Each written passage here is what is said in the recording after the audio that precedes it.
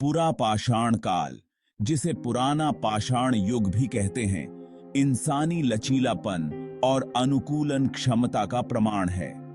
हमारे पूर्वज साधारण औजारों से लैस एक ऐसी दुनिया में फलते फूलते थे जो अवसर और खतरे दोनों से भरी थी। लगभग 2.6 मिलियन वर्ष पहले से लेकर लगभग 10,000 बीसीई तक के इस युग में पहले पत्थर के औजारों का उदय हुआ। पुरा पाषाण काल को 3 चरणों में विभाजित किया गया है: निम्न, मध्य और उच्च। हर चरण औजार बनाने और सांस्कृतिक नवाचारों में प्रगति का प्रतीक है। निम्न पुरा पाषाण काल में हस्त कुल्हाड़ी का उदय हुआ। उच्च पुरा पाषाण काल महत्वपूर्ण सांस्कृतिक विकास का दौर था। एक ऐसी दुनिया की कल्पना कीजिए जहां अस्तित्व पर्यावरण को समझने पर निर्भर था। यह हमारे पुरापाषाण पूर्वजों की असलियत थी। उनका जीवन प्रकृति के ताने बाने में बारीकी से रचा बसा था। पृथ्वी पर जीवन की भव्य गाथा में हमारे स्थान को समझने के लिए पुरापाषाण काल महत्वपूर्ण है। पुरापाषाण काल के लोग एक ऐसी दुनिया में रहते थे जहां कोई स्थायी घर नहीं थे। वे खानाबदोश थे। उनका जीवन भोजन की उपलब्धता और बदलते मौसम से तय होता था। ये शिकारी संग्रहकर्ता छोटे घनिष्ठ समूहों में घूमते थे, जिनमें आमतौर पर रक्त या विवाह से संबंधित 20 से 50 व्यक्ति होते थे। ये समूह एक निश्चित क्षेत्र में घूमते थे जो इसके संसाधनों और खतरों से परिचित थे। उनकी खानाबदोश जीवन शैली बेतरतीब भटकना नहीं थी। यह प्रकृति के साथ एक सावधानी पूर्वक गणना की गई नृत्य थी। वे जानवरों के प्रवासन पैटर्न का पालन करते थे, जो उनके प्रोटीन और वसा का प्राथमिक स्रोत थे। उन्होंने उन जगहों की यात्रा की जहां मौसमी पौधे और फल प्रचुर मात्रा में थे। पर्यावरण का उनका ज्ञान गहन और गहरा था। इस खानाबदोश अस्तित्व ने समुदाय और अन्योन्याश्रयता की एक मजबूत भावना को बढ़ावा दिया। बचे रहना सहयोग और साझा करने पर निर्भर था। समूह के प्रत्येक सदस्य की भूमिका होती थी, जो सामूहिक कल्याण में योगदान करती थी। ज्ञान और अनुभव के भंडार बुजुर्गों ने समूह के फैसलों का मार्गदर्शन किया। शिकारी, कुशल ट्रैकर्स और रणनीतिकार मांस प्रदान करते थे।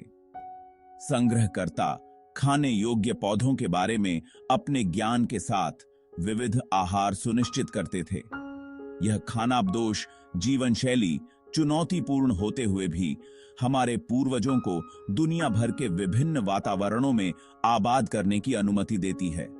अफ्रीका के सवाना से लेकर हिमयुग यूरोप के जमे हुए परिदृश्यों तक वे अनुकूलित हुए और फले फूले। उनका लचीलापन मानवता की स्थायी भावना का प्रमाण है।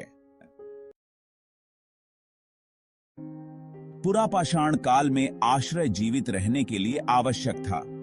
इसने तत्वों से सुरक्षा प्रदान की, आराम करने के लिए जगह और सुरक्षा की भावना। लेकिन बाद के समय की स्थायी संरचनाओं के विपरीत पुरापाषाण आश्रय अक्सर अस्थायी होते थे, जो उनकी खानाबदोश जीवन शैली को दर्शाते थे। जब भी संभव हो, उन्होंने गुफाओं और चट्टानी आश्रयों जैसी प्राकृतिक संरचनाओं में शरण ली। इन प्राकृतिक आश्रयों ने बारिश, हवा और शिकारियों से सुरक्षा प्रदान की। गुफाएं अपने विशाल आंतरिक भाग और अक्सर रणनीतिक स्थानों के साथ अत्यधिक बेशकीमती थीं। कुछ गुफाओं में बार बार निवास करने के प्रमाण मिलते हैं, जिससे पता चलता है कि कुछ समूह साल दर साल इन आश्रयों में लौटते थे। चट्टान के ऊपर के भाग और उथली गुफाओं ने कुछ सुरक्षा प्रदान की, और इन्हें अक्सर शाखाओं या जानवरों की खाल से बनी साधारण दीवारों या एस्कारीन से संशोधित किया जाता था। जब प्राकृतिक आश्रय दुर्लभ थे, तो पुरापाषाण काल के लोगों ने आसानी से उपलब्ध सामग्रियों का उपयोग करके अस्थायी संरचनाओं का निर्माण किया। उन्होंने शाखाओं, जानवरों की हड्डियों और जानवरों की खाल से बनी साधारण झोपड़ियां बनाईं। ये संरचनाएं जबकि अल्प विकसित थीं, तत्वों से पर्याप्त सुरक्षा प्रदान करती थीं। घने जंगलों वाले क्षेत्रों में उन्होंने शिकारियों से अतिरिक्त सुरक्षा के लिए पेड़ों में प्लेटफॉर्म बनाए होंगे। उनके आवास, चाहे प्राकृतिक हों या निर्मित, केवल शरण स्थल नहीं थे, बल्कि ऐसे स्थान थे जहां सामाजिक जीवन सामने आता था। वे भोजन, कहानियों और परंपराओं को साझा करने के स्थान थे, समूह के भीतर बंधन को मजबूत करते थे। दुनिया भर में बिखरे हुए इन आवासों के अवशेष हमारे पूर्वजों के जीवन की एक मार्मिक झलक पेश करते हैं, जो हमें उनकी सरलता और अनुकूलन क्षमता की याद दिलाते हैं। भोजन, अस्तित्व का सार, पुरापाषाण काल के लोगों के लिए एक निरंतर व्यस्तता थी। उनका आहार शिकार, संग्रह और मैला ढोने का एक संयोजन था।